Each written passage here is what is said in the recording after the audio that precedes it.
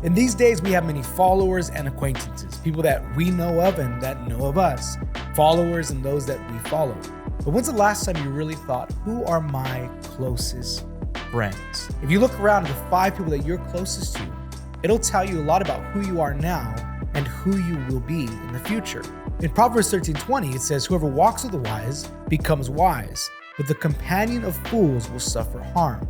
If you want to do anything significant for God, if you want to make a difference, if you want your life to mean something, then you have to pay very close attention to who you are allowing in your life. Who are your closest friends? So today, using the scripture, using the Bible, we're going to point out some signs that you can spot in someone who's a real friend and not just an acquaintance. The number one sign in a real friend, or at least in a good friend, the number one sign is they love the Lord. A real healthy and godly relationship or any kind of friendship that you want to last long must have a firm foundation. And your love for the Lord and your friend's love for the Lord is the strongest foundation that you can have, because now you're both coming with the same standards and even some of the same goals, because you both have a love for the Lord that says, I just want to please Jesus. So if you have a healthy relationship with God, then of course you're going to have a healthy relationship with your friends. That's number one. You've got to find friends that love the Lord, that are pursuing the same things you're pursuing, that are after the same kind of lifestyle that you're after. I think too often we try to keep old friendships, and I'm not saying to abandon all of your old friends, but I think so many times we try to bring our old friends into this new life with Jesus, and they're just not ready for it. They don't want to serve God. They don't want to do the things of God. They don't want to walk in the will of God. They don't want to follow his word or anything like that. But we try to force a friendship, and there's disagreements, there's arguments, there's divisions, and all these things come up simply because we're not finding like-minded people to build friendships with. Now, again, I want to make it clear that doesn't mean we just abandon everybody else, because they need the gospel. They need to see that hope that's inside of you. So yeah, it's okay to be friends, but you have to be careful with who you allow to be close to you, who you're allowing to influence your life. So number one, they must love the Lord, because the greatest bond in any friendship is the Spirit of God. Number two, they actually love you. In Proverbs 17:17, it says, a friend loves at all times, and a brother is born for adversity. When you have really good friends that really care about you and love you, then you don't have to pretend to be somebody you're not. Again, I think when we're building friendships, we try to be this kind of person everybody's gonna like. And just when they get close to us, they see who we really are. And it's like, I don't know if I want to be your friend. I don't know what this relationship looks like. I didn't know you were like that. And I think when we find friends that really love us for who we are, then we can be ourselves, and we don't have to pretend to be somebody. We don't have to pretend to be stronger than we are or smarter than we are. We don't have to pretend to be holier than we really are. When we have really good friends, they're going to love us even through our faults. Real friends, listen, real friends will forgive you when you make mistakes. They're not going to manipulate you with your own mistakes by saying, well, you did this, and now because you hurt me this way, you have to do this for me and treat me this way and give me these things and give me this attention. That's not a good friend. That's a manipulative friend. You don't want friends like that. A good friend is going to love you even when you fall, even when you offend them, even when you bother them. They're still going to love you. Now, that doesn't mean you always get along, but that means good friends are going to love you through your faults. A real friend will forgive your faults and not hold them against you because they really love you. Not only will they forgive you and let things go, but because they love you, they will genuinely want the best for you. They're not going to be jealous over what you get. They're not going to fight you for your life to improve. They're going to want the best for you. That's why if you have, let's say you have a friend, maybe they're not really saved, they don't love the Lord, but they really genuinely love you. They're not going to try to pull you away from the things of God. They're not going to tell you, well, that's not good for you. Don't go to church. Don't serve God. They're going to be genuinely happy for you because they really love you, because real friends want the best for their other friends. They love you so much that they'll even sacrifice for you. They'll put you first. They'll allow you to succeed even when they don't. These are the marks of a real friend, because a friendship is give and take. I think sometimes we are stuck in friendships with people who just take. All they want is attention. All they want is words of affirmation. All they want is encouragement. And they don't give anything. That's not a friendship. That is a leech. That is someone who sucks from your life, who takes from your life and doesn't give anything in return. When you have a friend who really loves you and you really love them, there is give and take. You're happy for them. They're happy for you. You celebrate them. They celebrate you. This is the beauty of a good friendship, a good godly friendship. They actually love you. Do not be manipulated by people who don't really love you and really just want to take from you. I know some of us struggle with those kind of friendships, and guess what?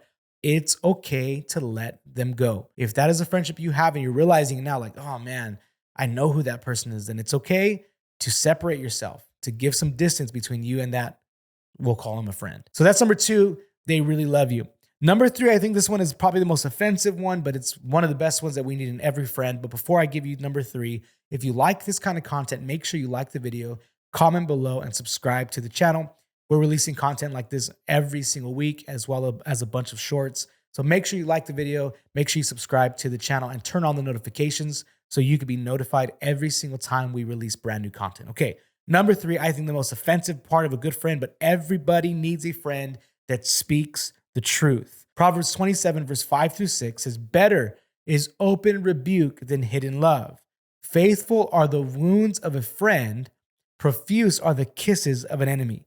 Better is open rebuke than hidden love. What does this mean? It's better to have a friend who's going to tell you something that you need to hear, not somebody that's going to tell you everything that you want to hear. A good friend will rebuke you, will correct you, will bring some guidance to your life even when you don't want to hear it. An enemy will just tell you everything you want to hear. That's why it says the profuse are the kisses of the enemy. They're going to give you something that's nice and something that's easy to accept, but at the end, it's not good for you. A good friend will tell you what you need to hear. They will tell you the truth. If your friends agree with you on every little decision you make, if they allow you to do dumb things and don't try to bring correction, then those are not good friends. You need friends who are going to bring guidance, bring correction, and tell you what you need to hear. Because good friends, as they're doing these things, will help you avoid really stupid decisions. They will tell you, hey, that's not a really good idea. Maybe you're in a really bad relationship, right? Maybe you're dating a girl and your guy friends are like, hey, she's mean, or she's doing this and you don't know about it. And they're trying to tell you what you need to hear, right? She doesn't treat you right. Or he doesn't treat you right. You know, that's a good friend telling you things that you need to hear that are going to help you to avoid mistakes in life. This is good friendship. They tell you the truth, not what you want to hear, but what you need to hear. Number 4, a good friend keeps their word. Proverbs 16:28 says, a dishonest man spreads strife, and a whisperer separates close friends. We don't want someone who's going to lie or be dishonest. We want good friends that we can trust, that will keep their word. When they tell us they're going to do something, they actually see it through. When they make promises, they actually come through with promises. When they tell you, oh, you can trust me, you can tell me this, it's okay, I won't tell anybody, then we know that they can actually be trusted. I think so often we find these relationships, especially in today's world when everything's pretty superficial. We find these relationships and we think we can trust certain people, and we tell them things about our life. We tell them what we're struggling with, what we're dealing with, and we're hoping that it's in confidence. But because we have some friends that we can't trust, they go out and tell somebody else. They go and gossip about you. But listen, you've got to find friends that you know are trustworthy, that you know they keep their word, they keep their promises, they keep your secrets, they help you when you're going through things and don't have to tell everybody else about it. A good friend will keep their word. At number 5, and I think this is one of the greatest attributes of a good, godly friend, is they are for you in every season. They celebrate with you and they mourn with you. Romans 12:15 says, rejoice with those who rejoice and weep with those who weep.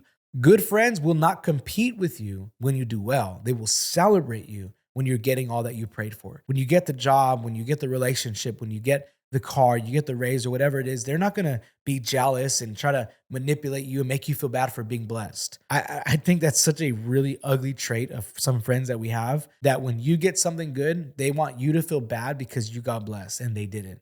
That's not a good friend. That's an acquaintance. That's somebody who's just around. Good friends will celebrate you even when you get what they don't have. That's a good friend. Not only will they celebrate you in the good seasons of life, but good friends will mourn with you and they'll stick around with you when you're going through tough times. Again, I think so many people like to be around people when they're doing well, when they're happy, when they got the money, they got the job, they got all the things they need. That's when people want to be around. But a good friend will stick with you even when you don't have that, even when you're struggling, even when you're frustrated, when you're angry, when you're going through things. Good friends will be with you. They will mourn with you in bad times and they will celebrate with you in the good times. So let's do a quick recap. 5 signs of a good friend. Number 1, they love the Lord. Number 2, they love you. Number 3, they speak the truth. Number 4, they keep their word. And number 5, they are for you in every season of life. I really pray that this message blessed you. I pray this content is lifting you up and encouraging you and helping you to grow in your discipleship with Jesus. If it did, leave a comment below. Let me know what you think. Make sure you like the video and subscribe to the channel. And when you subscribe, turn on the bell notifications so that you can be notified every single time we release brand new content, because we are releasing something every single week. Thank you again for watching. I'll see you next time.